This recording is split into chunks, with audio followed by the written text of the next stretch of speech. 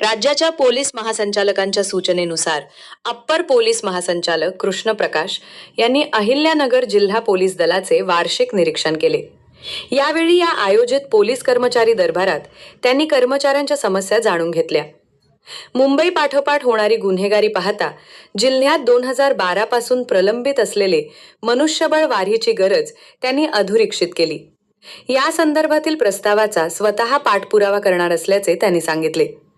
तसेच शासन निर्णयातील तांत्रिक त्रुटीमुळे 2012 पूर्वीच्या कर्मचाऱ्यांना मिळणाऱ्या वाढीव पगाराचा प्रश्न मार्गी लावण्याचे आश्वासनही त्यांनी दिले।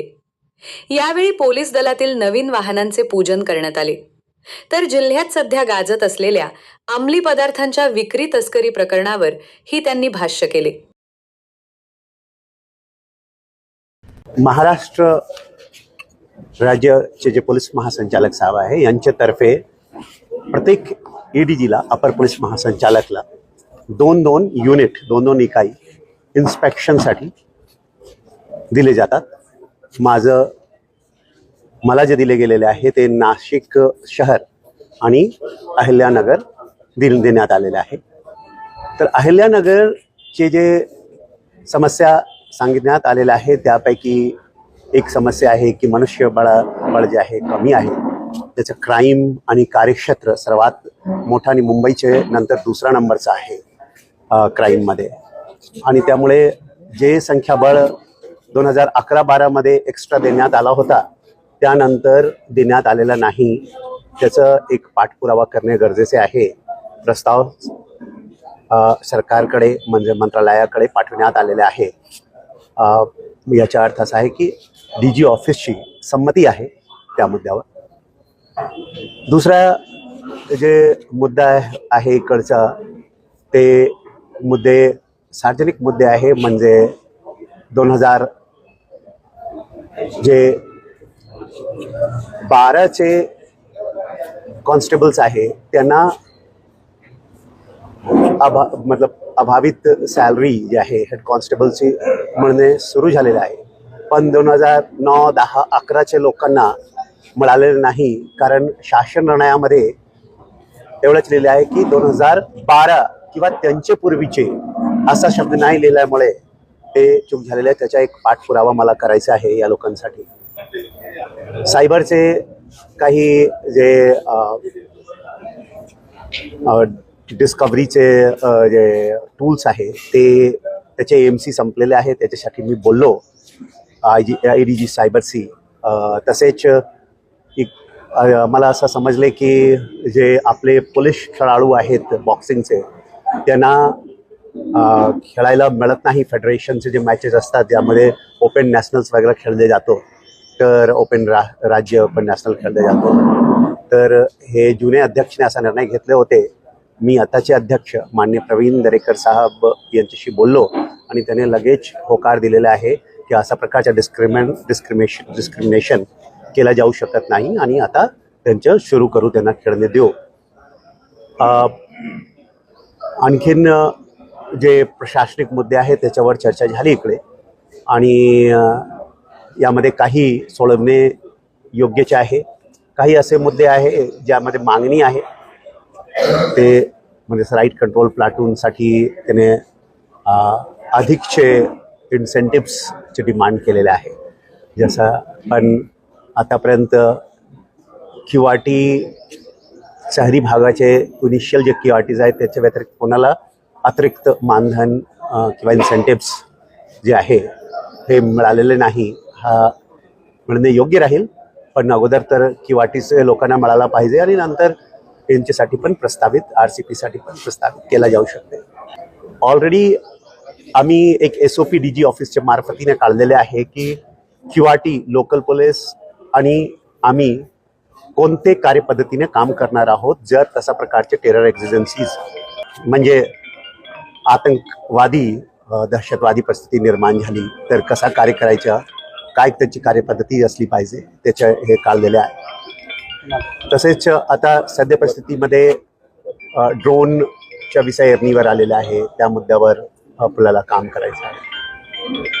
फोर्स 1 जे आहे ह्या एक अत्यंत विशिष्ट दर्जेचा फोर्स आहे आणि आपण राष्ट्रीय स्तरावर सर्व प्रकारचे जे कमांडो फोर्स असतात, इलीट कमांडो फोर्स असतात, स्पेशल फोर्सेस असतात, त्यामध्ये सर्वोत्तम कामगिरी करतो आहे. वारंवार आपण हे करून दाखवलेले आहे. त्यामुळे फोर्स 1 जे आहे अभियान सम्मुख परिस्थितीस मध्ये ते चॅलेंज चुनौती पेलण्यासाठी, त्याला लढा देण्यासाठी पूर्णपणे तयार आहेत. आणि जे पूर्वीचे जे आमचे फोर्स 1 ला उभे करण्यामध्ये ज्या लोकांनी एवढा मोठं योगदान दिलं, त्याने अशा प्रकारचं फोर्स तयार केलेलं आहे जे अत्यंत उत्तम कोटीचे आहे राष्ट्रीय आणि आंतरराष्ट्रीय स्तरावर.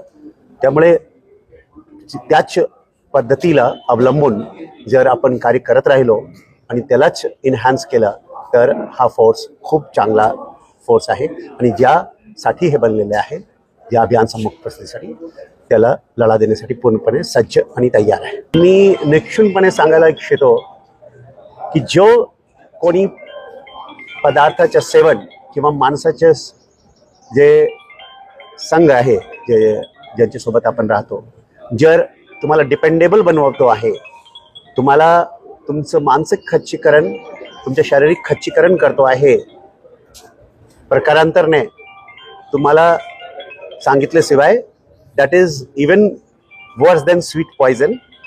आणि हा फक्त तुमची बर्बादी नाही आहे, समाजाची बर्बादी आहे, राज्याची बर्बादी आहे, राष्ट्राची बर्बादी आहे.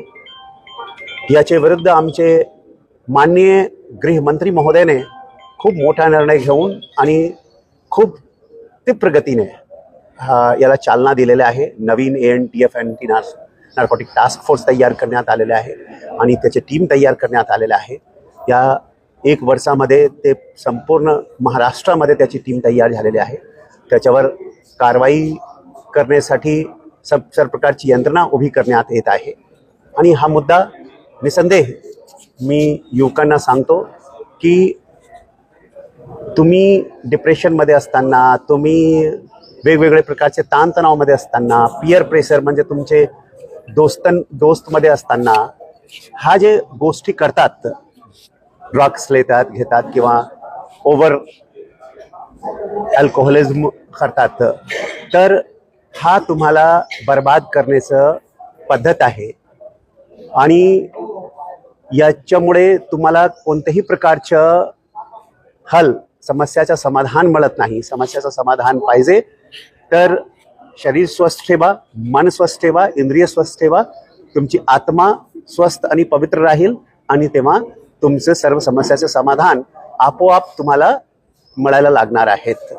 तर मी त्यांना अपील करतो की सर्व प्रकारचे बायोलॉजिकली पण हॅपी हार्मोन्स एक्सरसाइज केल्यामुळे तुमचं काम चांगल्या रीत्याने, स्वतःचं जे काम दिलेले आहे तुम्हाला तुमच्या जीवनात तुम्ही करत आहात, you may be businessman, you may be a shopkeeper, काही तुम्ही आहात, तुमचं काम जर चांगल्या रीत्याने केला तर त्याचं समाधान, असा भगवद्गीतेत म्हटलेलं आहे की योग कर्मशु कौशलम. भगवान से मिलन जो है, आत्मा का परमात्मा से जो मिलन है, वो अपने कर्म में कुशलता ही है. अगर अपने कर्म कुशलता से करते तो वहाँ मिलन होता है. और मैं पहले भी कहता हूँ कि शरीर इंद्रिय सत्व आत्मा संयोगो इति जीविता. शरीर स्वस्थ है तो इंद्रिय स्वस्थ है, इंद्रिय स्वस्थ है तो मन स्वस्थ है, और मन स्वस्थ है तो आत्मा पवित्र और स्वस्थ है.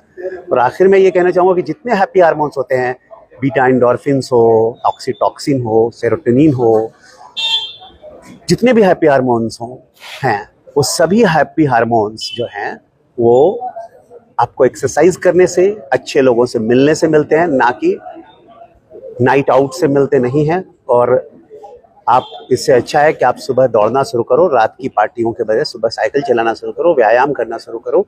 आप मजबूत रहोगे तो आपके कर्तव्य अच्छे होंगे, और आपके कर्तव्य अच्छे होंगे तो देश और समाज का स्तर ऊंचा उठेगा.